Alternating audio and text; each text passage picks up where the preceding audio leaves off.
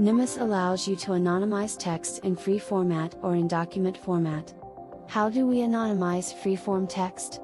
Very easy. First, we access the menu on the left and select the Anonymization Pseudonymization section. Next, we access the menu on the right and select the Free Text section. In this screen we must paste the text that we want to anonymize.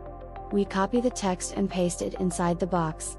We click on Continue, and in the next step Nimbus offers us different substitution modalities that we want our files to have, both to anonymize, irreversibly, and to pseudonymize, reversibly. Masking, only for anonymization, is the concealment of data by asterisks or blacklining, black boxes. Tokenization is the replacement of data by tokens made up of a prefix indicating the info type, per, loc, web, dat, and the numerator, to differentiate them. In substitution by synthetic data, the data is replaced by others of the same nature. For example, if it is a male first name with last names, it will be replaced by another male first name with other last names. Once the substitution method has been chosen, we continue to select the configuration that you want to apply to the document. On this screen, Nimbus gives us the option of choosing the configuration of exceptions and info types that is saved by default or the one that we have modified.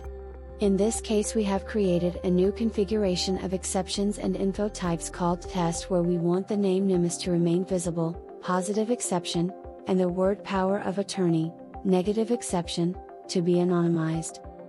On the other hand, we have also deactivated the dat info type so that Nimbus does not anonymize the dates. We choose the configuration and click on Continue.